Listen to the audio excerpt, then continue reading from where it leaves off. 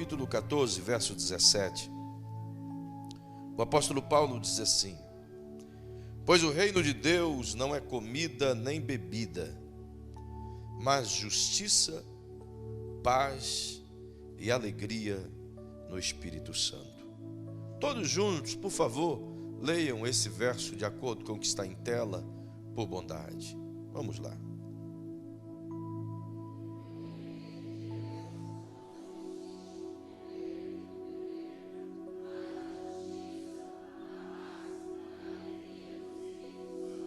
Outra vez.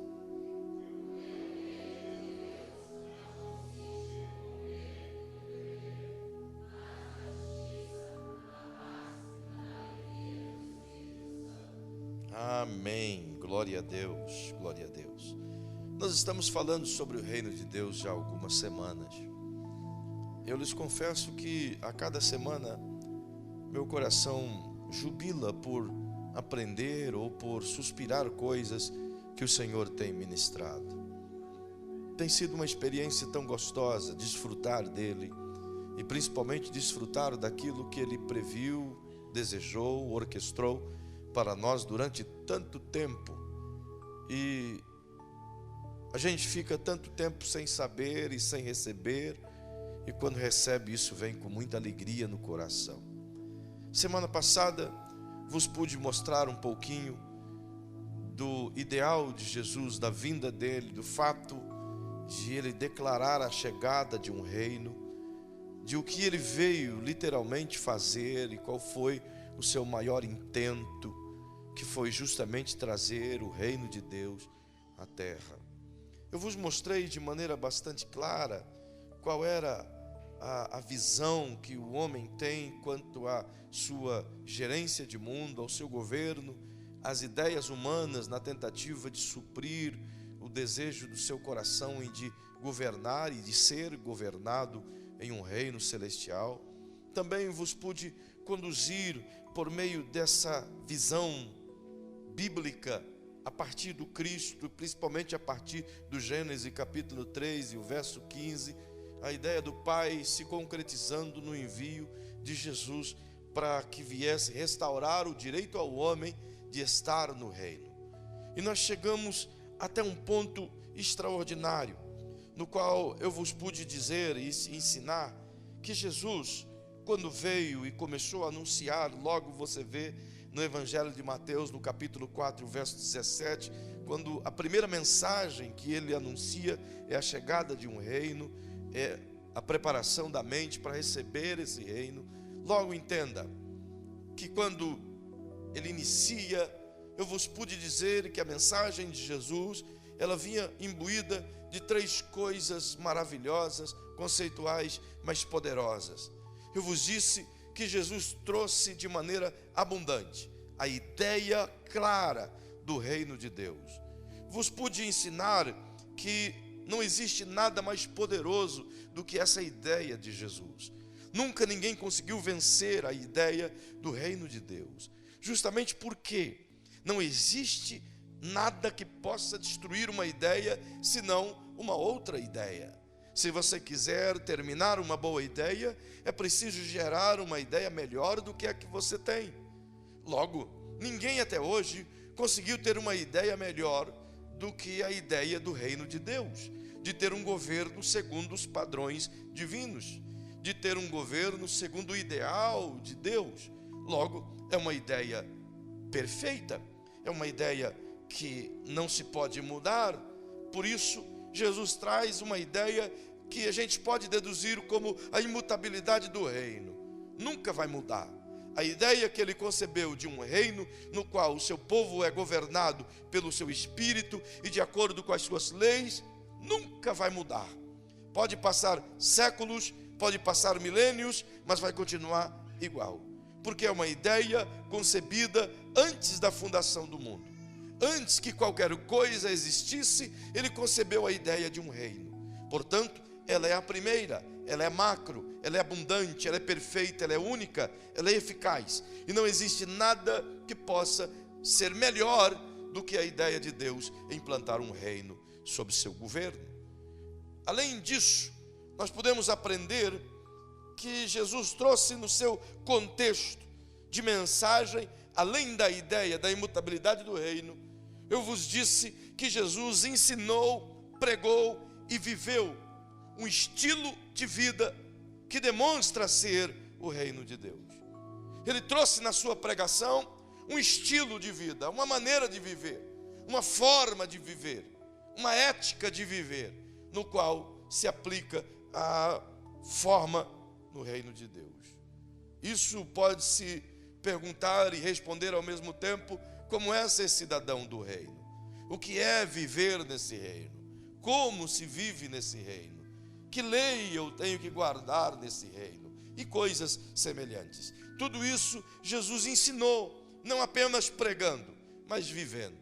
Logo, ele traz um estilo de vida para o reino, que é também um estilo no qual deveríamos viver. Perceba que além dessas duas coisas, eu vos pude dizer, e parei nessas coisas, que Jesus trouxe, acima de tudo, o conceito do que é o reino de Deus. Quando vos disse que Jesus trouxe um conceito de reino, eu quis que vocês e todos nós parássemos para pensar exatamente no que significa ou no que determina os conceitos do reino. E eu queria que você dissesse para quem está pertinho de você, para se lembrar ou para memorizar, diga assim: os conceitos do reino determinam a nossa compreensão. Perceba que conceitos determinam a nossa compreensão. Conceitos são ideologias formadas a partir de uma base que determinam todo o conteúdo que virá a partir disso. Então, os conceitos determinam essencialmente a nossa compreensão. Se compreendermos o que significa o reino e o que os conceitos do reino trazem, então é um passo gigantesco para recebermos o reino em nossa vida. Perceba que é nisso que vos pude parar um pouquinho, porque o que Jesus quis enfatizar e deixou claríssimo para todos nós é que para ter o reino é preciso compreendê-lo. Para viver o reino é preciso entendê-lo. Jesus mostrou o que é o reino, mas a gente não conseguiu capturar, a gente não conseguiu entender e nem tampouco conseguimos ensinar. Diante dessa demanda, a gente aprende que o reino de Deus é como qualquer outro governo, é como qualquer outra nação, é como qualquer outro país. Você precisa entender como ele funciona, você precisa conhecer o engendramento das suas leis, você precisa saber qual é a sua cultura, para que você possa funcionar nesse país. Você pode sair daqui do Brasil e ir para uma outra nação, de um contexto completamente diferente e distante, e nessa outra nação você vai ter que se adequar a ela, você vai ter que aprender as suas leis, a sua cultura, sua forma, seu jeito de ser, justamente porque se não o fizer, você não vai funcionar lá, você não vai conseguir coisa alguma lá, você não vai nem sequer falar lá, nem se comunicar lá. Portanto, é necessário conhecer como funciona, para que ele funcione para você. Então, chacoalhe o ombrozinho do seu irmão, por favor, e diga mais uma vez para ele: para você viver o reino, você precisa entendê-lo, você precisa compreendê-lo. E quando você compreender o reino e entender o reino, então esse reino vai funcionar para você. Nós não podemos aproveitar nada daquilo que não se entende. Aqui tem vários educadores, vários professores. O que é que você vai aproveitar de química se você não entender química? O que é que você vai aproveitar de matemática, embora tudo na vida tenha matemática, mas o que é que você vai aproveitar de matemática se você não entender a matemática? Não é mesmo? O que é que a gente vai aproveitar de alguma coisa que a gente não compreende e não entende? Absolutamente nada. Para extrair valores, para viver valores, para que essas coisas sobreponham domínio e governo sobre nossas vidas, é preciso compreendê-las, é preciso entendê-las para que elas funcionem. Então a chave que se aprende nas palavras de Jesus é compreender o reino. Então a chave de todo sucesso no reino de Deus é compreensão. Diga comigo: a chave de todo sucesso no reino de Deus é compreensão. Diga para quem está ao seu lado.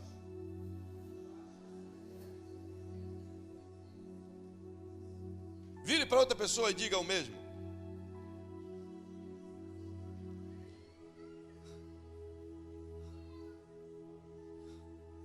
Virou uma bagunça santa? Então conserta isso para quem está pertinho de você e diga: se você não entender o reino, você não recebe. Simples assim. É por isso que o diabo não está nem aí para os louvores que a gente canta. Ele não está preocupado com o estilo de roupa que a gente usa. Nem tampouco preocupado com a performance de pregação que a gente elabora.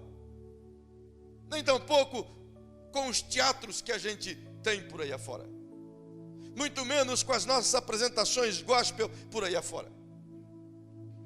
Ele não está preocupado em nada acerca disso.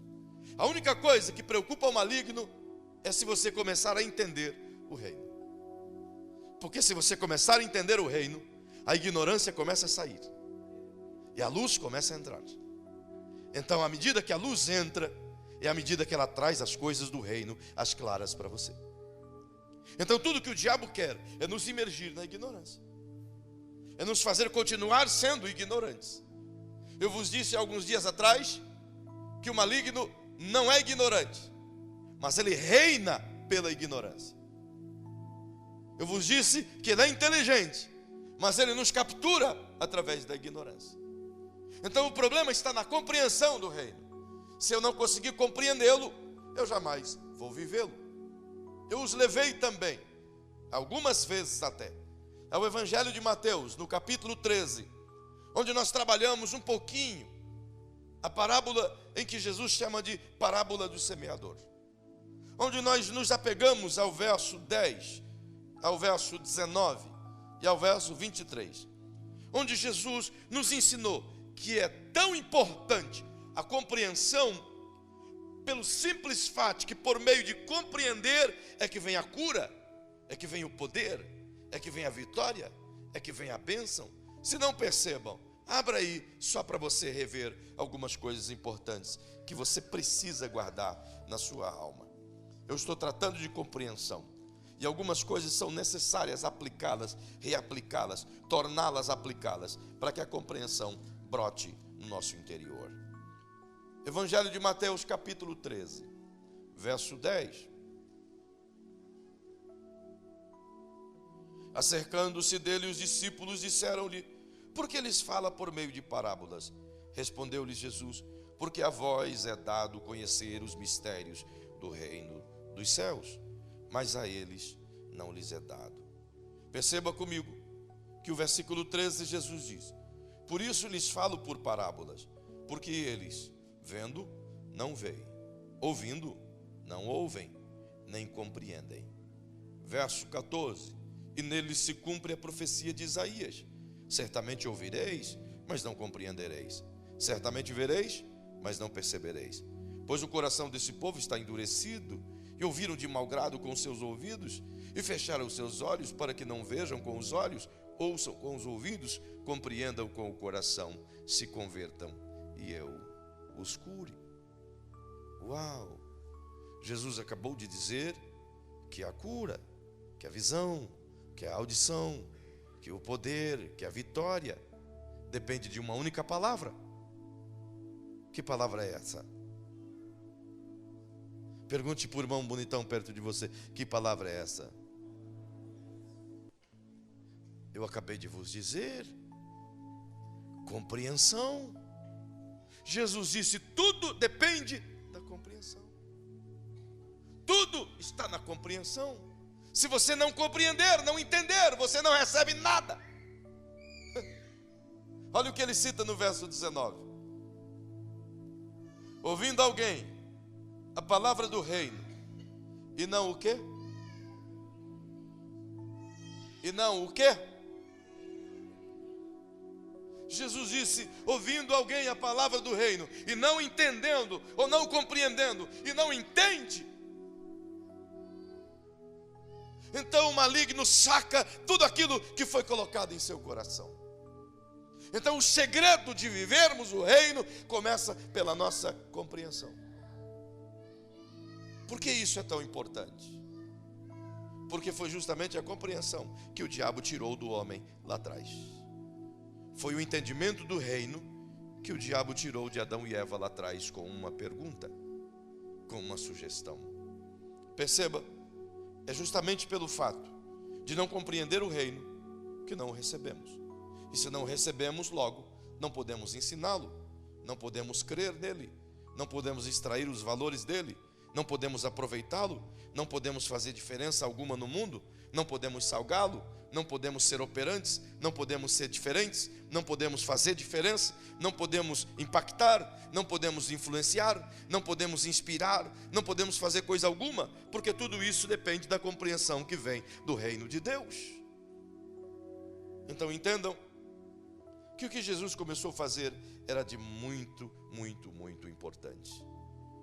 Percebam que é por isso que ele não trouxe uma mensagem sobre religião, mas sobre um reino. Porque de religião a gente entende, mas não entendemos de reino. Qualquer um de nós aqui, se eu perguntar o que é religião, qualquer um de nós aqui é capaz de citar de cor e salteado, talvez até alguns versos de cânons de algumas doutrinas. Talvez até do catecismo ou do clero, sei lá de onde. Eu nunca fiz essas paradas, então eu não sei o nome técnico. Mas uma coisa eu posso lhe dizer: de religião a gente entende, mas não entendemos nada de reino. Primeiro porque em nenhuma escola teológica a gente para estudar reino. A gente para estudar religião. Nenhuma aula de ciência religiosa para te ensinar conceitos e valores e aplicação do reino. Mas nós paramos dias e até meses para estudar conceitos religiosos. Então, de religião, você entende muito bem. Nós entendemos muito bem. Uma vez que compreendemos o que é religião, mas não compreendemos o que é reino, então eu posso dizer que religião fala do meu esforço em tentar alcançar Deus. Reino fala de Deus procurando alcançar um homem, buscando religião. Religião fala da minha fome, da minha vontade, da minha tentativa de fazer sacrifícios que me liguem com Deus. Portanto, religião é o homem correndo atrás de Deus. É por isso que Jesus chega e para de pregar religião e diz: não preguem religião, preguem o reino, porque o reino não é o homem correndo atrás de Deus, é Jesus dizendo: Deus já está perto do homem. Então não precisa de religião. Se religião é o que liga o homem a Deus, então Deus traz o reino e diz: o reino está aqui, entra nele e fica perto de Deus. Se tornou tudo muito mais fácil, tudo mais simples. Então, abraça quem está pertinho de você e diga: por que valorizarmos tanto a religião, se ela só te afasta de Deus? Enquanto a religião fala de um homem buscando Deus, o reino fala de Deus buscando o homem. Que coisa! Perceba que é exatamente por isso que eu encontro essa diferença entre a religião de uma fé ritualista e o reino de uma disposição voluntária de servir. De uma religião comprometedora por meio de valores em que você tem que cumprir e cumprir e cumprir, e um reino em que ele convida e diz: recebe-me, e o próprio reino faz tudo cumprir em você. E a gente prefere sempre o mais difícil. A gente escolhe sempre o lado mais difícil, o mais escuro, o mais tribuloso. É justamente por isso que a Bíblia diz que o Deus desse século cegou o entendimento das pessoas. Elas não conseguem entender. E por isso que a gente prega. E as pessoas não se convertem. Eu conheço pregadores, pastores, que dizem: eu estou cansado de pregar. Não vale a pena mais pregar. Não adianta mais ir para as ruas, nem subir nos púlpitos e pregue. As pessoas não entendem. A mensagem é anunciada pela TV, pelo rádio, pela internet, por tudo que se tem de comunicação, mas nada muda, nada opera. O que é isso? Talvez não seja somente o jeito de pregar. Talvez esteja condicionado ao que se prega. E muito mais ao que se acontece em volta do que se prega. É por isso que o apóstolo Paulo, escrevendo aos Coríntios, em 2 Coríntios, no capítulo 10, o versículo 4 e o versículo 5, isso é muito importante. Anote se você está anotando. Veja o que Paulo escreve. 2 Coríntios, capítulo 10, verso 4 e o verso 5. Olha que coisa poderosa. Ele diz assim: pois as armas da nossa milícia não são carnais, mas poderosas em Deus, para a demolição de fortalezas. Ele não está falando de prédios, não está falando de cadeias físicas. Olha o que ele está dizendo: derrubando raciocínios e todo baluarte que se ergue contra o conhecimento de Deus, e levando cativo todo pensamento à obediência de Cristo. A minha versão, ela é mais nova e diz assim: as armas da nossa milícia não são carnais, mas poderosas em Deus para a destruição das fortalezas.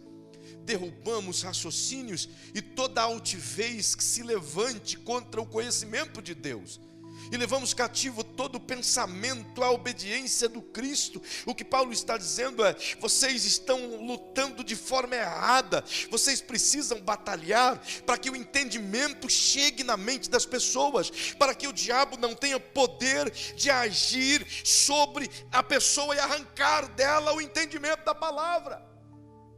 O que Paulo diz é: antes de vocês orarem para que as multidões venham, orem para que as suas mentes se abram.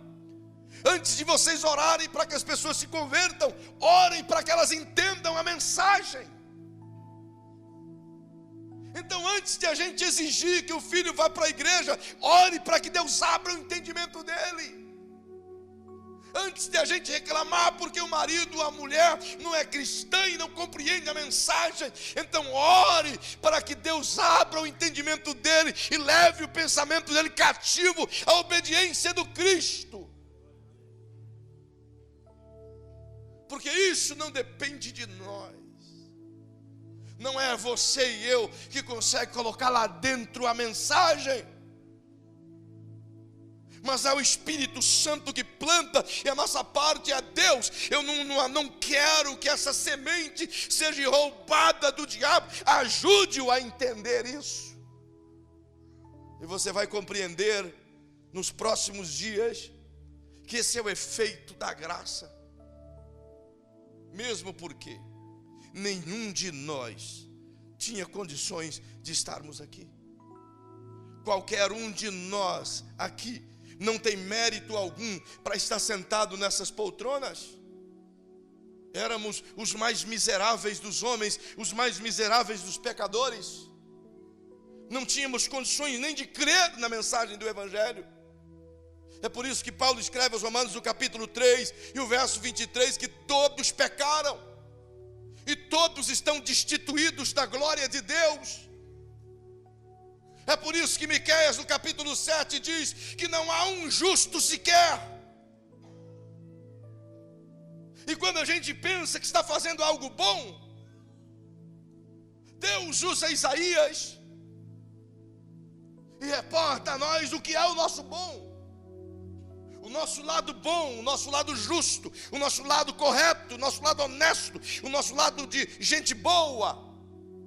Deus diz assim: o seu lado bom, seu lado honesto, seu lado justo, suas atitudes justas estão diante de mim e são como que trapos de imundícia. Caramba! Deus me diz que todas as minhas obras boas, em Isaías 59, todas as minhas obras boas não passam de trapos imundos. Trapos de imundícia, na palavra do Eterno, e naquele tempo eram panos usados para limpar a lepra, e panos que eram usados como mods. serão trapos de imundícia. O que Deus está dizendo é: sua justiça se parece com aquilo que você joga no lixo. A sua atitude boa é tão boa que serve para o lixo. Então a gente se acha bom, e a gente se acha justo, a gente se acha bonzinho, a gente se acha pessoa legal, a gente acha que pelo nosso mérito herdaremos alguma coisa no reino de Deus. Não, senhores. É por isso que a graça foi derramada, porque a graça nos fez crer que havia esperança para essa injustiça toda.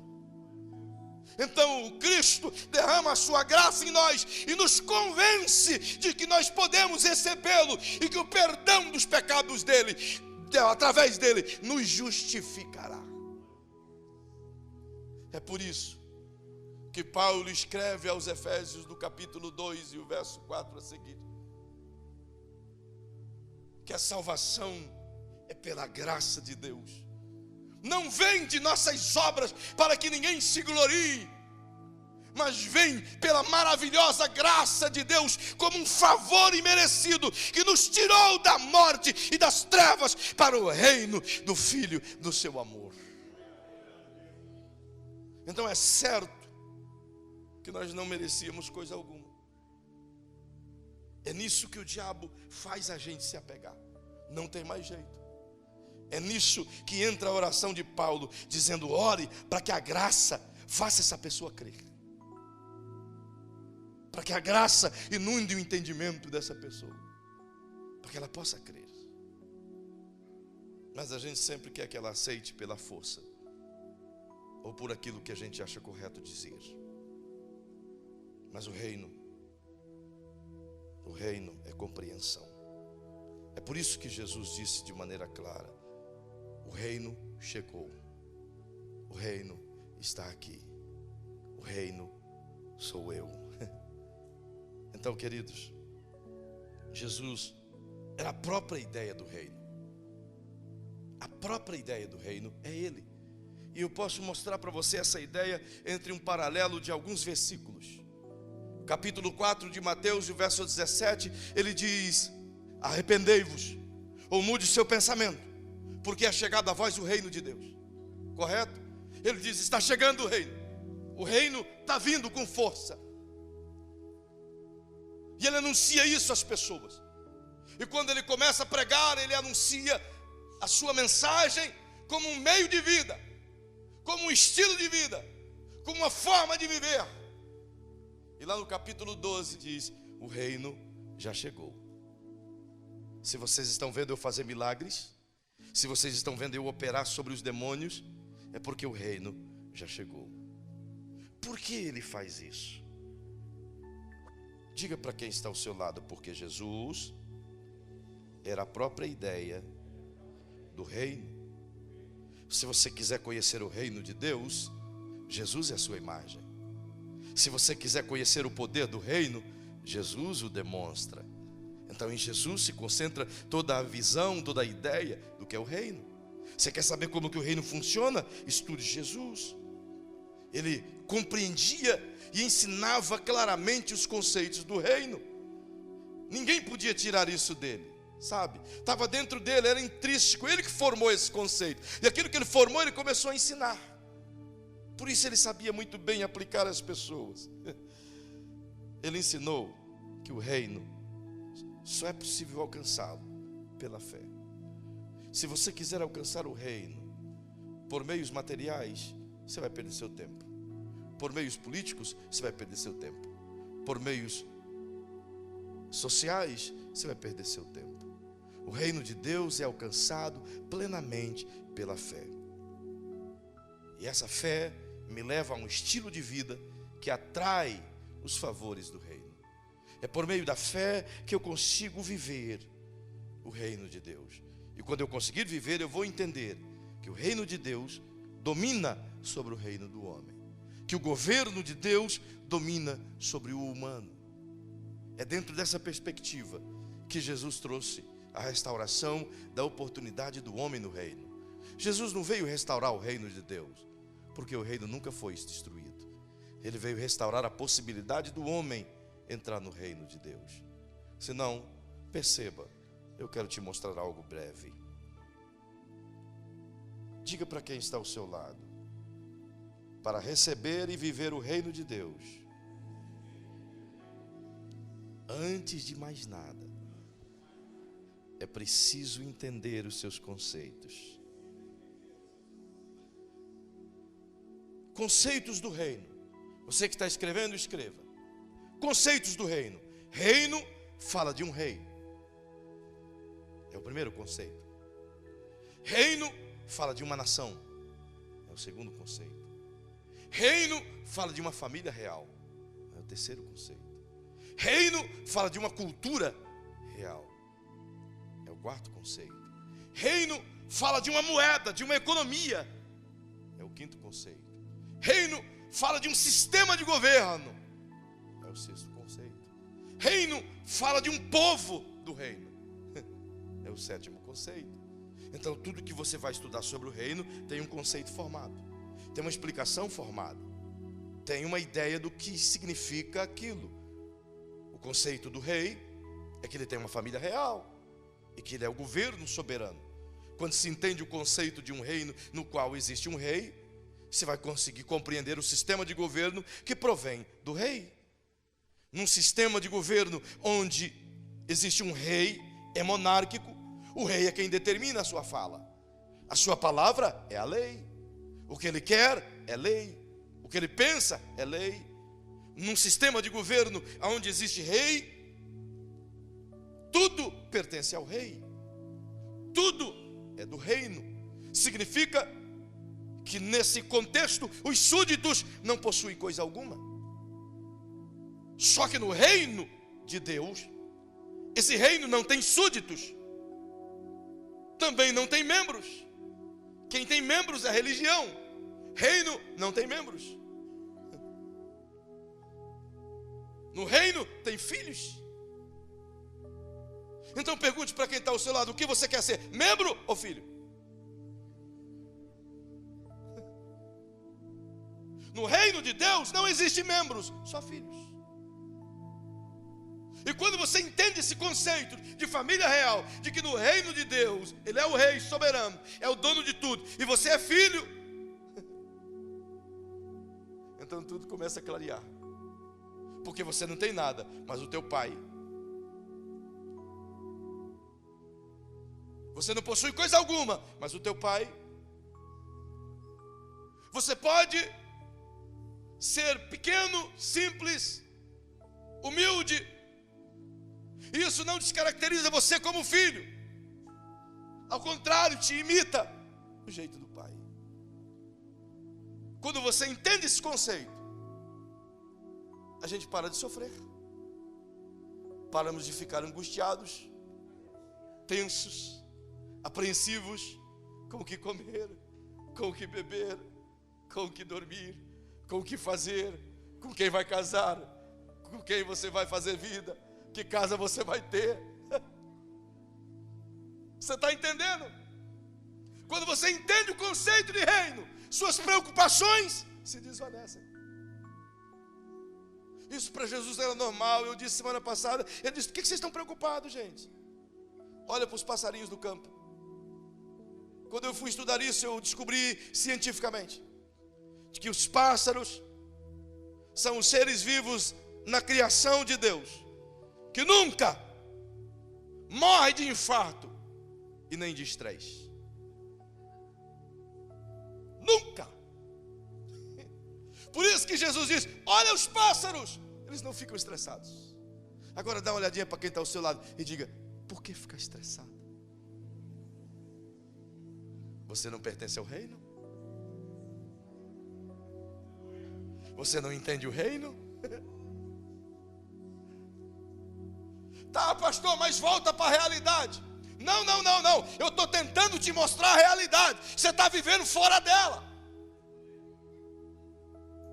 Quando você vive no mundo da preocupação, no mundo da tentativa, no mundo da luta, você está fora da realidade do reino. Eu estou te tentando trazer para o mundo da realidade de Deus. E o mundo da realidade de Deus não é eu acho que dá, eu acho que pode, eu acho que consegue. No mundo da realidade de Deus tudo é possível ao que crê. Então, chacoalha o ombro do irmão pertinho de você e diga: queridão, quer um conselho?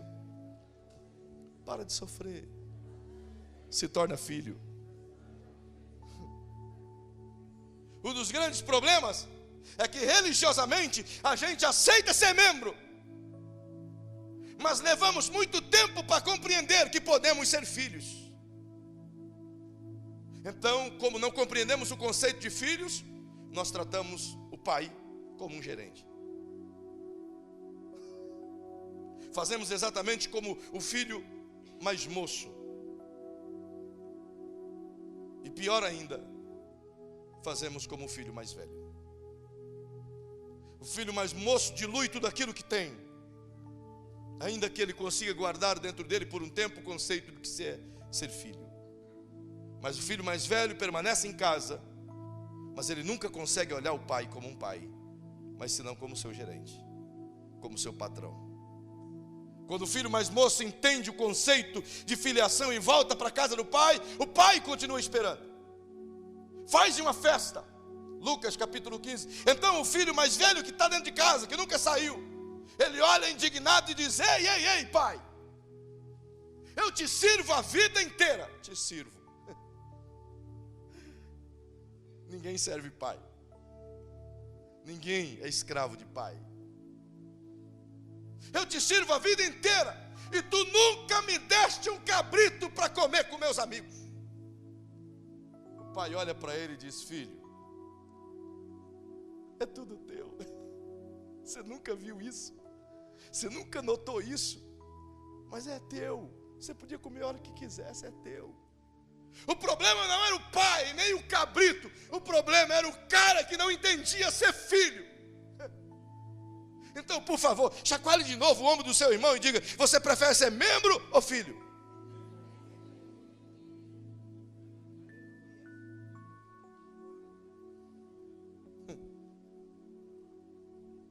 Quando a gente entende o conceito de filho, tudo começa a mudar.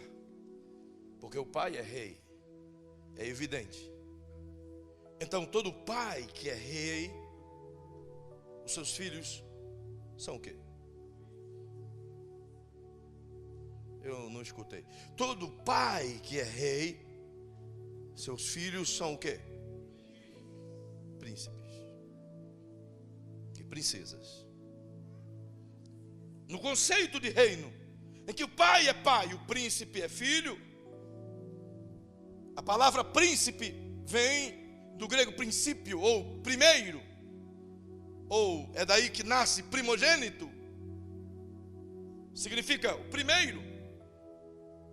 Portanto, príncipe primeiro é também o primeiro na linha de sucessão, sempre é o primogênito, não é verdade? Para que todo príncipe se torne rei, o que é preciso fazer? Seu pai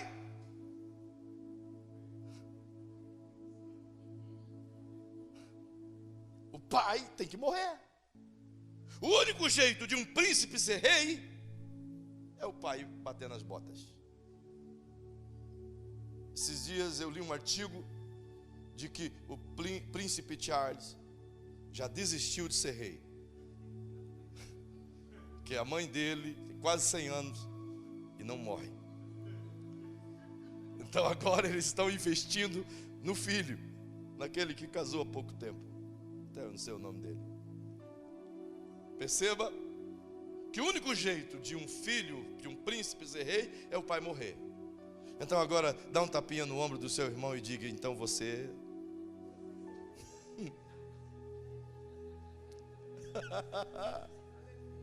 não vai ser rei nunca, porque teu pai nunca morre. Mas sabe o que é o melhor?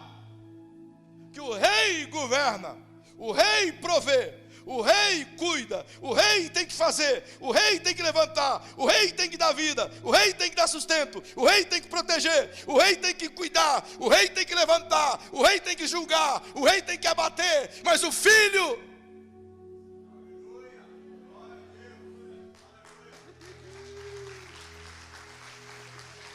Então eu não quero ser rei, coisa alguma, eu só quero ser filho. Basta que meu pai seja o rei. Aleluia. Conceito do reino.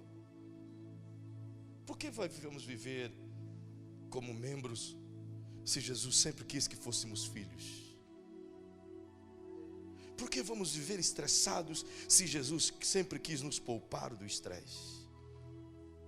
Por que vamos viver angustiados com o que comer ou o que vestir se o Pai quer cuidar de tudo?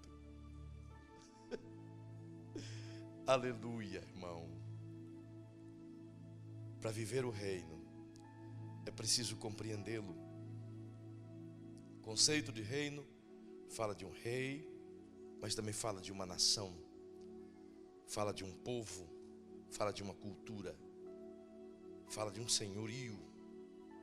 Isso é extremamente importante. E eu quero te mostrar. Quando Jesus começou a pregar e ensinar os conceitos do reino, ele trouxe na sua mensagem que esse reino possui um sistema de governo. E nesse sistema de governo se encaixa exatamente aquilo que eu acabei de te ensinar, mas de forma ampliada, de que tudo pertence ao rei, e tudo aquilo que está embaixo do rei é dele também como propriedade. É um conceito, é um sistema de governo. Então, tudo que pertence ao rei pode e somente é usufruído por filhos no reino de Deus.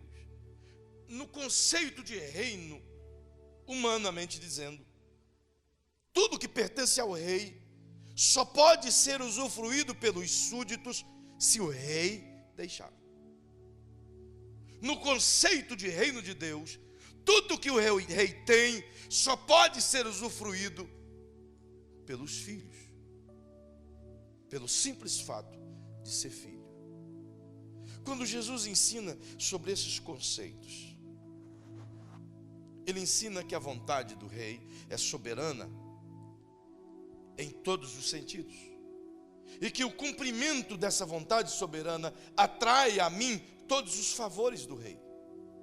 Então, se eu quiser trazer a vontade soberana cumprindo na minha vida, logo eu preciso viver essa essência de submissão total ao rei, na qual sou filho.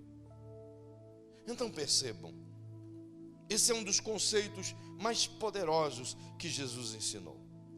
Na verdade, esse foi, na mensagem de Jesus, o primeiro e o mais importante conceito que Jesus começou a ensinar. Primeiro, porque Jesus não ensina o que vou lhes dizer no seu sermão. Ele ensina com a sua vida.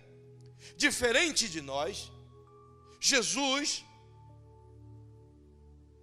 não vivia o que pregava.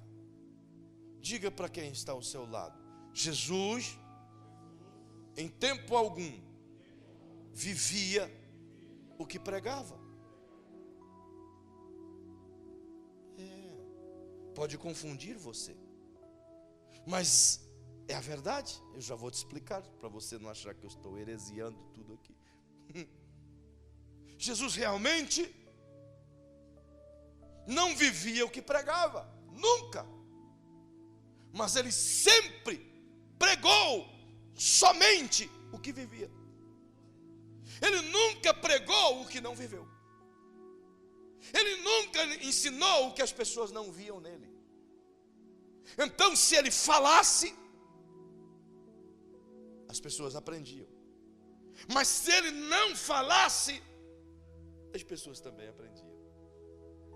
A vida dele era uma mensagem. O jeito dele ser era a sua pregação. Então o que ele verbalizava era apenas a forma audível daquilo que ele vivia. É por isso que as pessoas olhavam para ele e diziam: ele prega diferente de todos os outros. Por quê? Porque ele prega como quem tem autoridade. A autoridade de Jesus não estava no poder da sua palavra, nem no fato de derrubar muitas pessoas, nem no fato de curar muitas pessoas, nem no fato de expulsar os demônios. A autoridade de Jesus estava na maneira como ele vivia.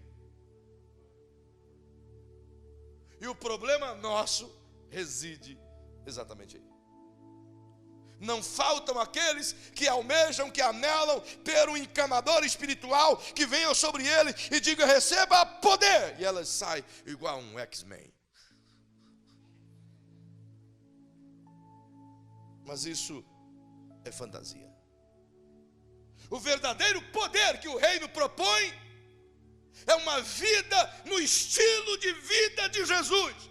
E se eu viver no estilo de vida de Jesus, tudo aquilo que Jesus fez virá sobre mim. Mas o grande problema reside aqui. É por isso que o apóstolo Paulo disse: já não vivo mais eu, mas o Cristo vive em mim. Ele diz: a vida que eu tenho na carne agora, não tenho por preciosa. Mas enquanto estou aqui, quero fazer uso desta vida para que o Cristo seja glorificado por meio de mim. Em todo o tempo, Paulo entendia que muito mais importante do que falar é viver. Então isso pesa, porque esse é um dos conceitos mais poderosos, o ensino que Jesus traz. E o primeiro e mais poderoso ensino que Jesus trouxe pela sua própria vida, escreva ou diga para quem está ao seu lado, diga: Jesus nos ensinou o mais poderoso conceito do reino, a total submissão ao rei. Uau! Isso Jesus não precisou pregar, ele viveu. Desde o seu nascimento ele viveu. Se não percebam, Jesus se submeteu à vontade plena do Pai em descer e morrer, se sacrificar. Em terra, ele se submeteu ao útero de Maria, se diminuindo e se acoplando ali naquele arroxo durante 9 meses. Ao nascer, se submeteu aos cuidados paternais de José e de Maria, sobre sua educação, sobre seus conceitos. Ao crescer, se submeteu às leis romanas que lá imperavam. Se submeteu aos conceitos mosaicos que lá era praticado. Quando inicia seu ministério, a primeira atitude de Jesus para iniciar seu ministério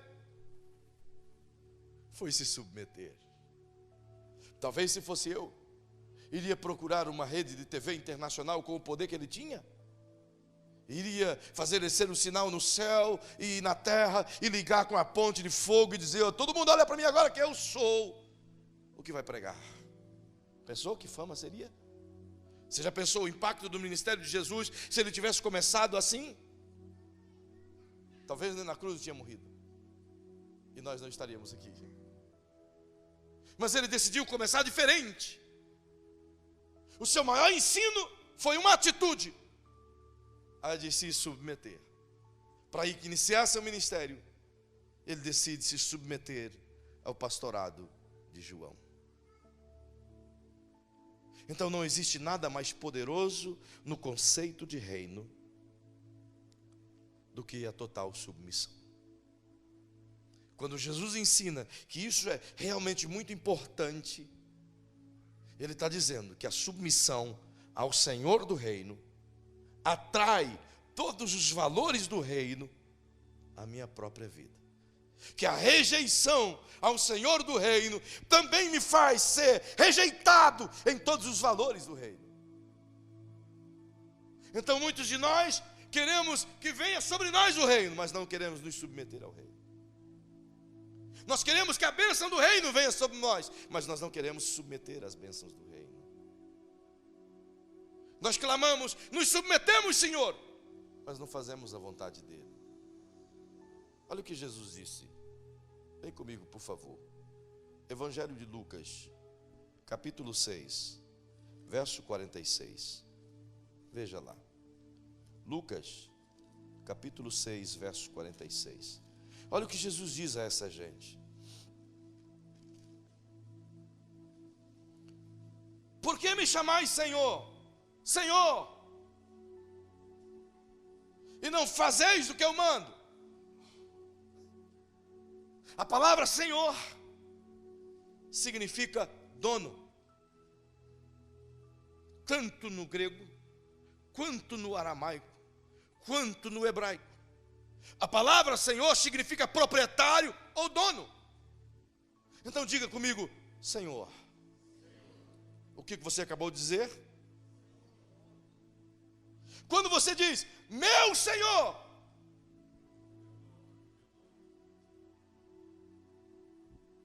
então o que você acabou de dizer? Meu dono. Isso é uma verdade? Aí Jesus responde, por que vocês dizem, sou seu dono, mas suas coisas não são minhas? Mas sua casa não é minha, mas seu salário não é meu, nem o dízimo você quer me dar. Aí você vai me dizer que eu sou seu dono? E aí? Pergunte para quem está ao seu lado. É Senhor?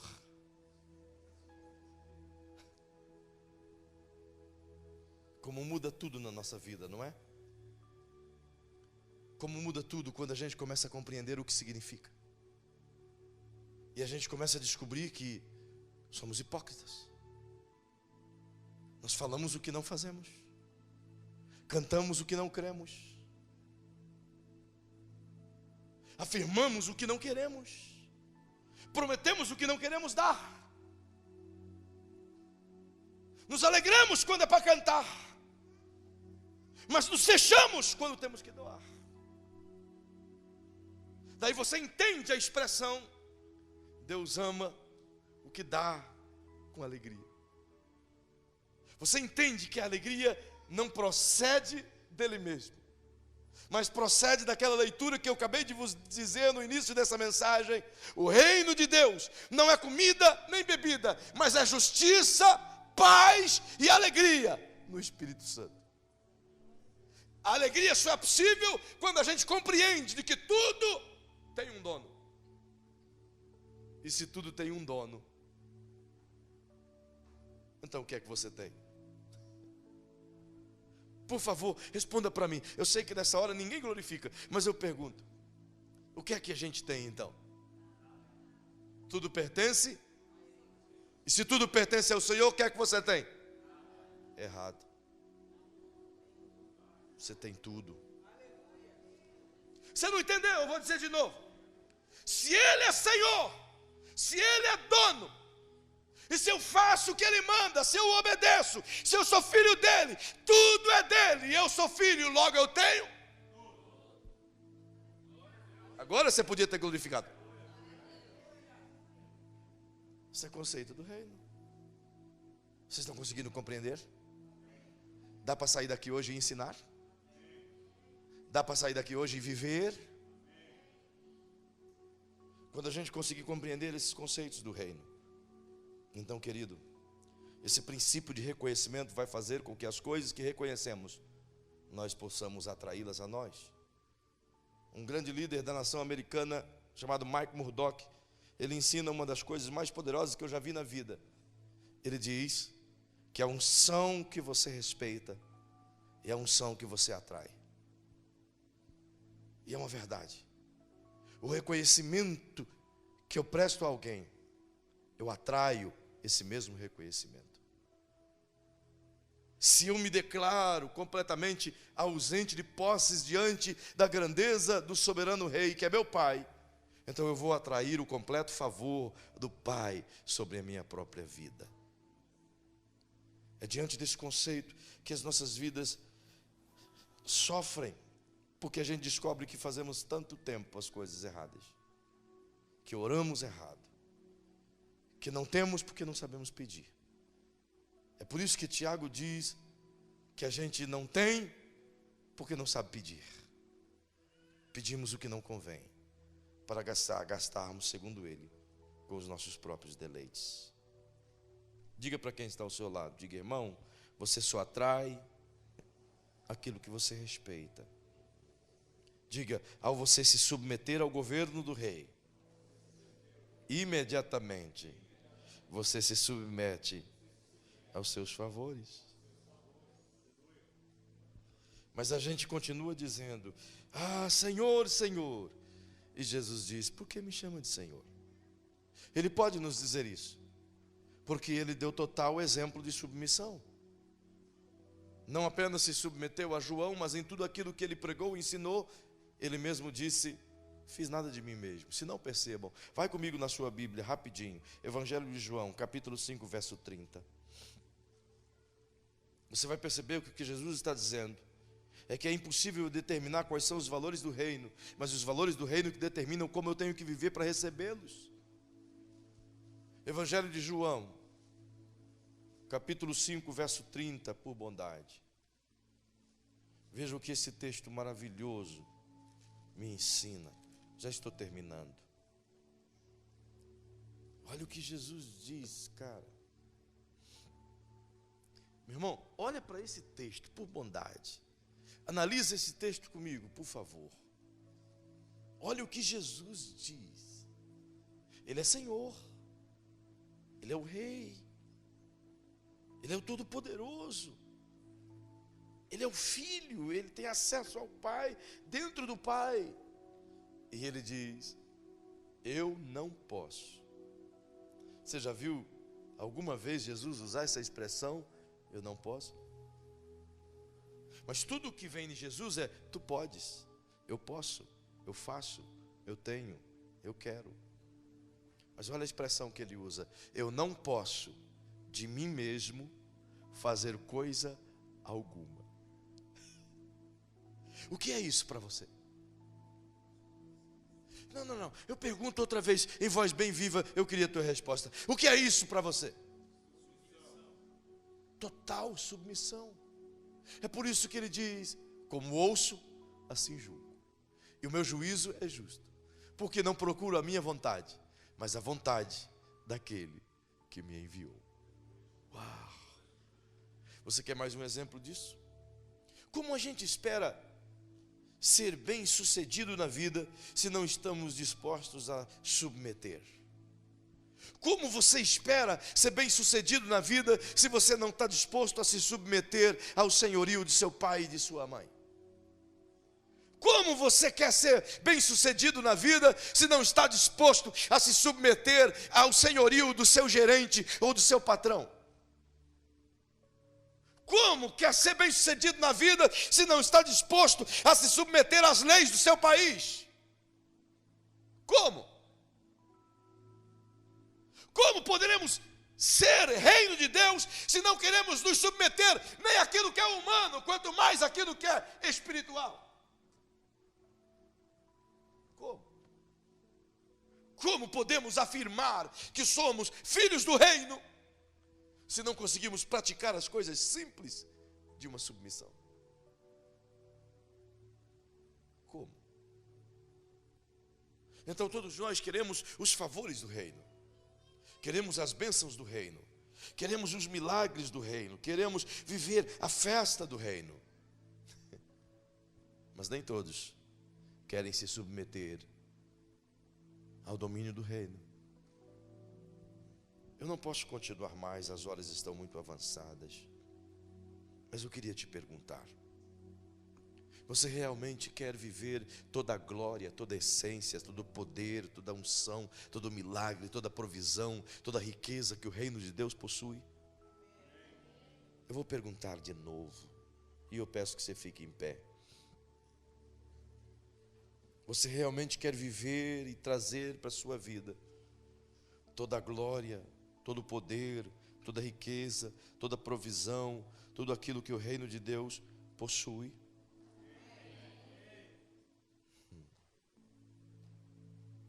Então, só existe um caminho para isso. Se submeta ao reino. Se submeta à vontade do rei. Se submeta ao domínio do rei. Comece por você mesmo. Comece você mesmo deixando de ser dono de você mesmo. Você já viu aquela expressão e talvez até usou: eu sou dono do meu próprio nariz? Quem manda em mim sou eu. Eu decido o que eu tenho que fazer. Talvez você já disse essa expressão. Fala a verdade. Alguém aqui já não bateu no peito e disse isso? Até alguns que não quiseram se manifestar, se manifesta assim, ó. Todos nós. Então, a primeira coisa que a gente tem que fazer aqui esta noite é tirar o domínio de nós mesmos. Você e eu nunca vamos entrar no reino se continuarmos sendo os donos de nós mesmos. Nunca. A coisa mais importante a fazer aqui hoje é o que Jesus disse: mude a sua mente, mude a sua maneira de pensar. Olha até onde a sua maneira de pensar te trouxe. Veja onde a maneira de pensar no reino de Deus pode te levar. Pense bem comigo isso. Você quer continuar como está? Quer continuar vivendo como súdito? Quer continuar vivendo como cidadão humano de um reino fictício? Ou queres esta noite dizer: Senhor, eu vou despir do meu orgulho, da minha soberba, da minha falsa humildade. Eu vou me render aos teus pés. Eu vou me jogar aos teus pés como filho. E quero te reconhecer como pai. Esta noite eu te convido, meu irmão, a você voltar à filiação. A você voltar aos braços. A querer o pai de volta. Não o gerente. Querer ter ele como Senhor da sua vida, como seu dono de verdade. Não só de palavras, mas de atitude. Em nome do Senhor, você pode atrair todos os valores do reino para a sua vida. Mas isso é possível com a total submissão. Feche os seus olhos, incline a sua cabeça. Enquanto eu falo, eu gostaria que você pensasse. Fique com seus olhinhos bem fechados. Olhe para dentro de você mesmo, para dentro de sua alma, do seu interior. Olhe lá no fundo do seu coração. Veja o quanto você é dono de si mesmo. Você nunca vai conseguir entregar o que você tem. Você nunca vai conseguir deixar de ser dono de seus bens se você não deixar de ser dono de si mesmo. Você nunca vai conseguir ser dono de suas próprias emoções se você não deixar de ser dono de si mesmo. Você nunca vai conseguir atrair os valores do reino se você não estiver disposto a se submeter ao Pai como filho. Não estiver disposto a viver no Pai como um filho vive. É por isso que nesse momento que você está com seus olhinhos fechados, eu vou fazer uma breve oração. Depois dessa oração que eu vou fazer, que é bem breve, eu lhe ofereço a oportunidade hoje singular, não para você aceitar Jesus somente. Se você não tiver Ele aqui hoje, você pode recebê-lo. Mas a primeira oportunidade que eu vou te oferecer é a você, que é membro, mas que quer ser filho. Você que entendeu que você pode entrar no reino, sim, e que tudo pode mudar a partir de uma decisão interna. Que você pode sim deixar de ser apenas um espectador do reino e viver a essência dele. Em o nome de Jesus, com seus olhos fechados. Paizinho, eu te louvo. Eu te louvo porque creio que tens aberto o entendimento do teu povo, assim como abriu o meu entendimento há algum tempo. Eu te louvo porque sei que de mim mesmo eu jamais compreenderia os valores do seu reino. Então, foi a tua misericórdia que me ajudou a crer, que me ajudou a ver o que estava aqui, mas eu nunca consegui ver. Então o Senhor usou de misericórdia e me ajudou, e me deu esse privilégio de compreender. E posso afirmar, meu Pai, como tem mudado a minha casa, como tem mudado a minha família, Pai. Tudo tem dado tão certo, até as coisas erradas têm contribuído para o nosso bem. Então, Pai, eu acredito que tem muita gente aqui esta noite que está entendendo, que a mente está conseguindo mudar e que eles querem, Senhor, viver essencialmente o reino. Eu estou acreditando, Pai, que tem muitas pessoas aqui que não querem mais ser donas de si mesma, que não querem mais ser a guia de suas vidas, mas que querem que o Senhor coordene suas vidas. Eu creio, Pai, que tem gente aqui que quer colocar a agenda na sua mão, quer colocar os negócios na sua mão, quero colocar a empresa na sua mão, quero colocar a família na tua mão, Senhor. Mas tem sido tão difícil. Tem gente que tem tentado, mas todas as vezes que ele tenta, parece que algo o impede e ele acaba tomando a rédea de novo, meu Pai. Então eu te peço, como diz o apóstolo Paulo, traz o entendimento dessa pessoa, Senhor, cativo à obediência de Cristo, submisso à vontade de Cristo, para que ele conheça as riquezas do teu reino, e do teu reino nunca mais ele queira sair, e nem o seu reino sair de dentro dele. Eu te peço agora, meu Salvador querido, se alguém esta noite, Pai, desejar vencer a si mesmo, negar a si mesmo, como diz a tua palavra, quem quiser ir após ti, Senhor, deve renunciar a si mesmo, deve negar a si mesmo e tomar a cada dia a sua cruz. Então, Paizinho, nesta noite, nos ajude a nos submeter. Ah, meu Pai, que essas pessoas te entendam e possam te querer, no nome de Jesus.